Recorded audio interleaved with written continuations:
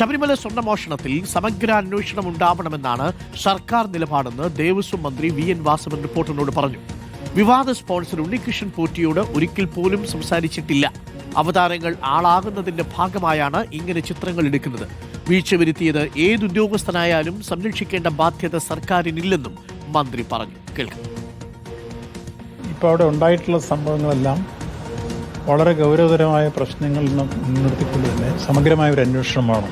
ബ്രഹ്മദത്തൻ നമ്പൂതിരിയുടെ കല്യാണം തിരുവല്ല വിജയ convention centre നടക്കുമ്പോൾ അതിനിടയിൽ ഇയാൾ അവരുടെ കൂടെ കയറുന്ന ചിത്രം എടുക്കുമ്പോൾ ഞങ്ങൾ അവരെ ക്ഷണിച്ചിരുന്നു. ഒരു ചിത്രം എടുത്ത് എനിക്ക് അയാളെക്കുറിച്ച് നേരത്തെ അറിയുമോ ഇപ്പോഴും അറിയില്ല. ഒരിക്കൽ പോലും അയാളോട് സംസാരിക്കാൻ അവസരം ഉണ്ടായിട്ടില്ല. ചിത്രം ബന്ധു എന്ന് വിചാരിച്ച് അയാൾ ആഗ്രഹിക്കുന്നു അങ്ങനെയായിരിക്കും ഓരോരുത്തരും കൂടെ വന്നിട്ട് അങ്ങനെയാണല്ലോ ഈ അവതാരങ്ങൾ ഓരോരുത്തരും മുമ്പിൽ ആളാകാൻ ശ്രമിക്കുന്നത്. ശബരിമലയിലെ ഒരു തരി പൊന്നു പോലും പൊന്നിന്നല്ല ഒരു സ്വത്തുക്കൾ നഷ്ടപ്പെടുത്താൻ ആരെയും അനുവദിച്ചുകൂടാ. ഏത് ഉദ്യോഗസ്ഥനായിരുന്നാലും ആരെയും സംരക്ഷിക്കേണ്ട ബാധ്യത ഗവൺമെന്റിനില്ല. Reporter big breaking. ശബരിമല സ്വർണ്ണമോഷണത്തിന് പിന്നാലെ മലബാർ ദേവസ്വത്തിലും സ്വർണ്ണ തിരിമറിയെന്ന് പരാതി. കോഴിക്കോട് ബാലുശ്ശേരി കോട്ട ക്ഷേത്രത്തിന്റെ വഴിപാട് സ്വർണം കാണാതായി. മുൻ ദേവസ്വം എക്സിക്യൂട്ടീവ് ഓഫീസർ സ്വർണം തിരിച്ചേൽപ്പിച്ചില്ലെന്നാണ് പരാതി. ആസ്തി രജിസ്റ്ററിലും തിരിമറി നടത്തിയെന്നും കണ്ടെത്തൽ. 2023 സ്ഥലം മാറിയ എക്സിക്യൂട്ടീവ് ഓഫീസർക്കെതിരെയാണ് പരാതി. എന്നാൽ പരാതി ഉയർന്നതോടെ കുറച്ചു സ്വർണം കഴിഞ്ഞ ദിവസം തിരികെ നൽകി. VS രഞ്ജിത്തുണ്ട് കൂടുതൽ വിവരങ്ങളുമായി. VS രഞ്ജിത്ത്, ഇത് മൊത്തത്തിൽ മോഷണമാണോ എന്ന് സംശയിക്കുന്ന രീതിയിലാണ് വാർത്തകൾ വന്നുകൊണ്ടിരിക്കുന്നത്. ചില ഉദ്യോഗസ്ഥന്മാർ ചെയ്യുന്നത് എന്താണെന്ന് മനസ്സിലാവുന്നില്ല. ഈ പരാതി ഉയർന്നപ്പോഴാണോ കുറച്ച് സ്വർണം തിരിച്ചുകൊണ്ട് കൊടുക്കുന്നത്?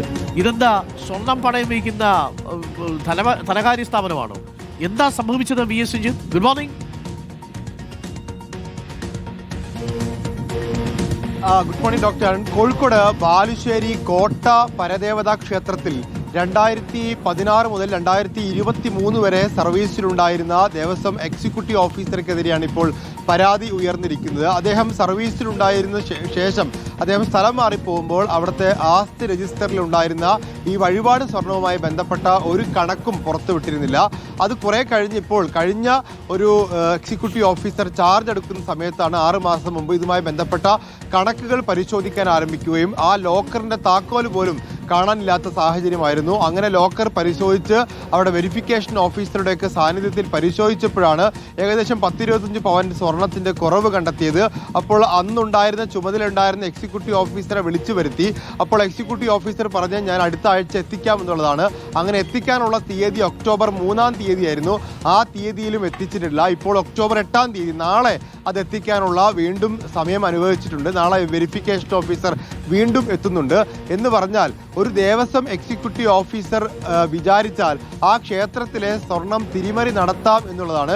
കഴിഞ്ഞ 2023 പറഞ്ഞാൽ ഇപ്പോൾ ഏകദേശം 2 വർഷം കഴിഞ്ഞു. ആ 2 വർഷത്തിനിടയിൽ ഇതുമായി ബന്ധപ്പെട്ട് ഒരു പരിശോധനയും നടത്തിയിരുന്നില്ല എന്നുള്ളതും മറ്റൊരു പ്രധാനപ്പെട്ട ആരോപണമായി മാറുകയാണ്.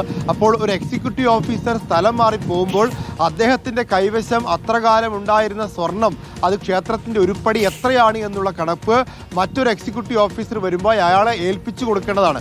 അങ്ങനെ ഏൽപ്പിച്ചു കൊടുത്തില്ല എന്ന് മാത്രമല്ല അവിടെ ഉണ്ടായിരുന്ന സ്വർണത്തിൽ ഒരു പങ്ക് ഈ എക്സിക്യൂട്ടീവ് ഓഫീസർ കൊണ്ടുപോയി എന്നുള്ളതാണ് ഇപ്പോൾ പുറത്തു വരുന്ന വിവരം. ഈ പരിശോധന ആരംഭിച്ചപ്പോൾ മാത്രമാണ് അത് തിരിച്ചു കൊണ്ടെത്തിക്കാം എന്നൊരു ഉറപ്പ് ദേവസ്വം എക്സിക്യൂട്ടീവ് ഓഫീസർ പറഞ്ഞത്. അങ്ങനെ ആദ്യം പറഞ്ഞ അവധി ഒക്ടോബർ 3-ാം തീയതിയാണ്. അത് കഴിഞ്ഞു.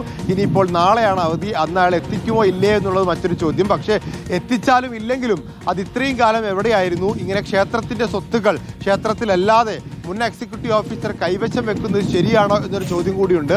ഏതായാലും ദേവസ്വം വിജിലൻസ് ഇക്കാര്യത്തിൽ അന്വേഷണം നടത്തും എന്നുള്ളതാണ് നമുക്ക് മനസ്സിലാക്കാൻ സാധിക്കുന്നത്. ശരി, VS രഞ്ജിത്താണ് വിവരങ്ങൾ നൽകിയത്. ഇങ്ങനെയൊക്കെ ചില ഉദ്യോഗസ്ഥന്മാർ തുടങ്ങിയാൽ ക്ഷേത്രങ്ങളിൽ എന്തായിരിക്കും അവസ്ഥയെന്ന് ആലോചിച്ച് നോക്കൂ. പൊന്നുതമ്പുരാൻ എന്തിനാ പൊന്നെന്ന ചില ഉദ്യോഗസ്ഥന്മാരുടെ ഒരു മനസ്സിലിരിപ്പേ. ദൈവമല്ലേ, പറ്റിക്കാൻ എളുപ്പമല്ലേ എന്നുള്ളതാണ്.